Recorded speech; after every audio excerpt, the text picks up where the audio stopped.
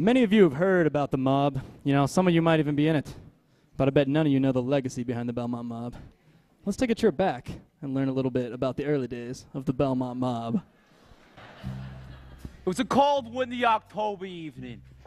I remember like it was yesterday.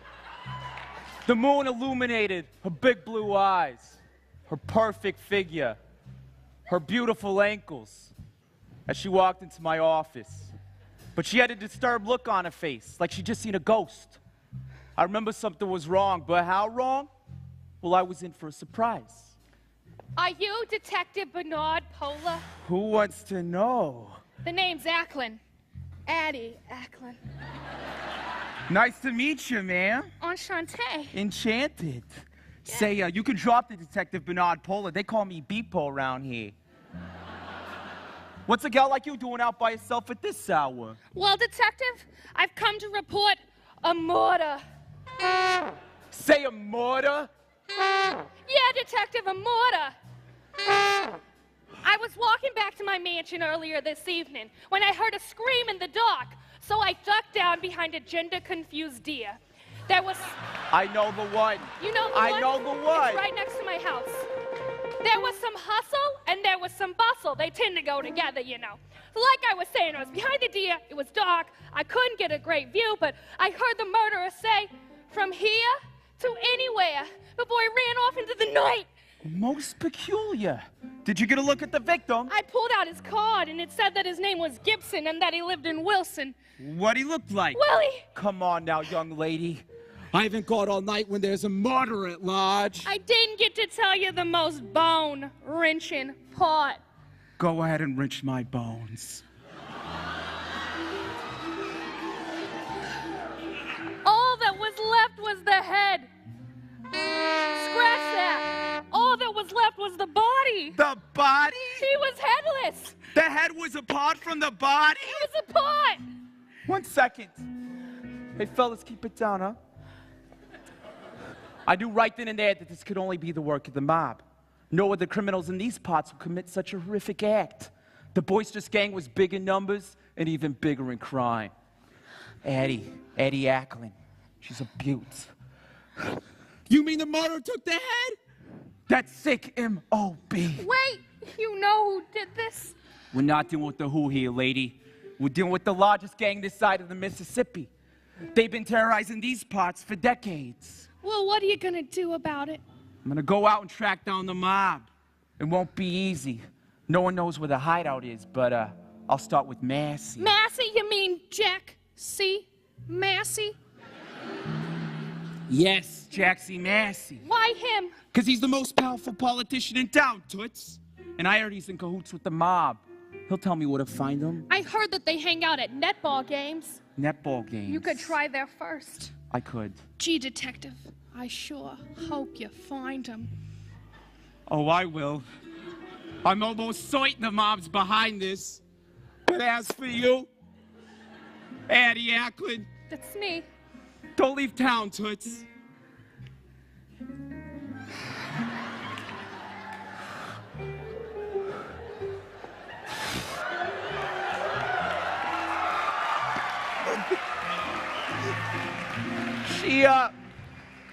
She walked a little tush out of my office, more spooked than when she in it. I had an itch the mob was the culprit, but you never know. She could have been bluffing, even be sent by him. You never know with these high-rolling criminals. But I figured Jack C. Massey was a good starting place, though. He had friends in low places. So I put my trench coat on and went to pay my boy Jack C. Massey a little visit. Massey, open up! It's Beepo, I know you're in there. Beepo, what's the big idea? Don't you know what time it is? Hey, there was a murder tonight, and I need to know where to find the mob. I don't know nothing of it. Hey, don't lie to me, Massey. I know you got money and plenty of it. I bet you're funding the mob, aren't you? If you don't want me out, I'll see to it that every news rag in the South starts muckraking about you or where your money goes. You don't want nothing with me. You gotta go straight to the mob boss. Listen, I just need to know where the mob's hideout is. Keep it down. You'll wake the missus. Oh, I'll wake the missus. Now listen here. I'm only gonna say this once. Go down to the cafe on Belmont Boulevard. Boulevard. Knock 3 times. Times. And when they ask who it is, say, McHorder. Mick Wahorda. Who's that? I don't know, and I don't think anyone knows. Probably not. I've never heard of Mick Wahorda. But apparently he's a big deal. Okay. So once you're in, ask for a girl by the name of Wright. Right. Now scram before anybody sees me talking to you. Hey, Massey. Do for flinching.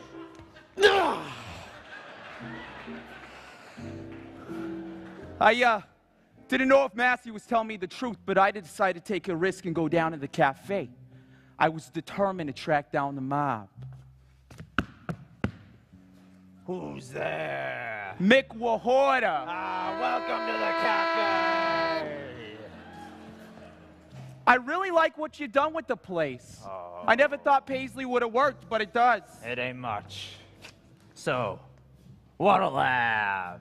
I'll have a bottled water on the rocks with a twist of lemon and a cranberry juice for the little lady over there. Say, you ever see a gal here by the name of Wright? Right, that dame's a beaut. And she's singing right over there.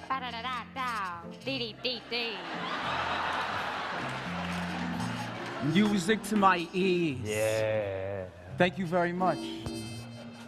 Excuse me, fellas, I got business with Miss Wright over there.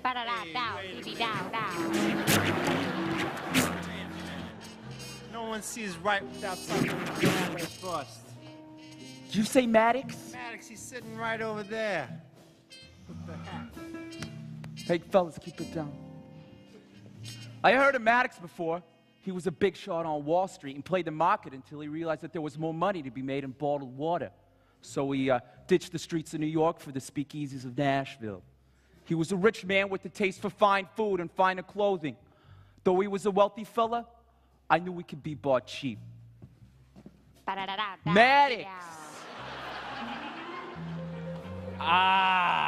Old Bepo. Maddox! To what do I owe this pleasure? Listen, I need to talk to Miss Wright. Why? You looking for a date out of her? Because if so, you could just walk out that door over there. She ain't seeing no man past 1 a.m. Have you heard her scat? Yeah. I have heard her scat. She tickles my ears, I'll tell you that That's much. right, I'll tell you. Listen, you got it all wrong. I just need to ask you a few questions involving a murder that happened tonight. Mortar. Yeah, murder. Miss Wright ain't involved in no mortar. Listen, if you don't help me out this one time, I'll see to it that this whole operation is shut down. You know what, Bepo? You drive a hard bargain. But I can't let any old scum off the street in to see her. I gotta keep some dignity in this place. Oh, some dignity. Some dignity. Some dignity. Some dignity. How's a leak gonna settle this? Hey, Kennedy, thrill kill. Come show our friend here to Miss Wright. Thank you very much. So then what? You told her. Hey, Miss Wright.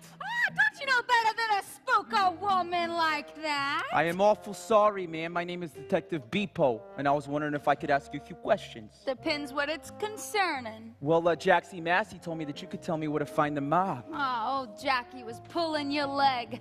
I don't know nothing about the mob, and nor do I care to know. Well, then why would he tell me to come find you here?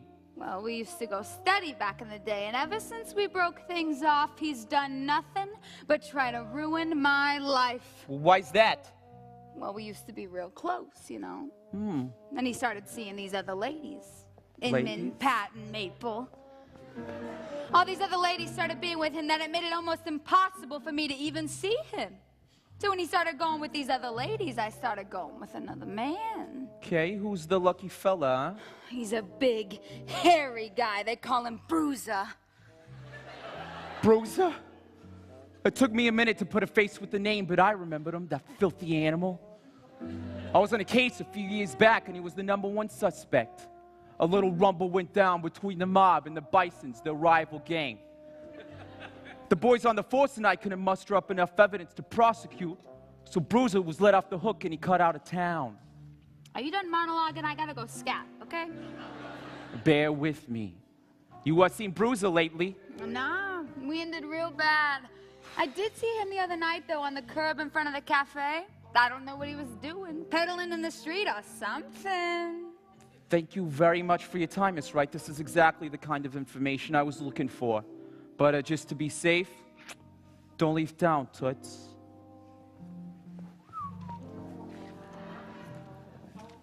Bruiser! Are you Bruiser?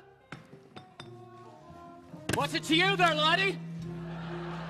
They call me Beepo and you're under arrest. Boy, you got a lot of nerve coming here splishing and splashing like Shamu in my club when I'm playing cards with me, boys.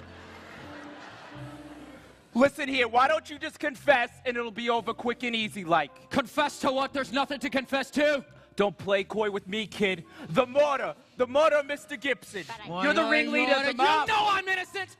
I've been in here all night in this cafe playing with me boys. Now I'm about to throw you to the ground. Ow! Hey! Hey! Ow! Hey! Break it up here! No!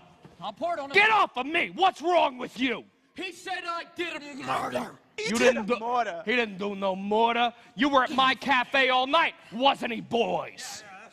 Now listen here, detective. The first thing you're gonna do is pick up my hat wherever you threw it. It's right over here. I'm so sorry. Yeah. Second of all, you better scram before the whole town gets word of your bad sleuthing.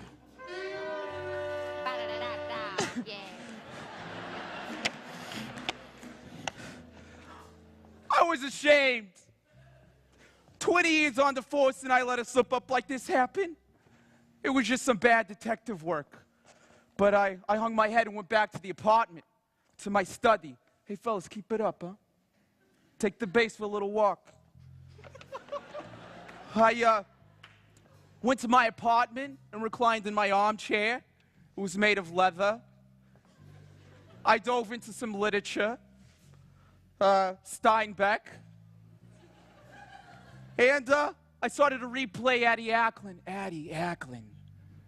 Ackland's story in my mind and tried to align it with Bruce's alibi. Somebody wasn't telling me the truth, but I didn't know who.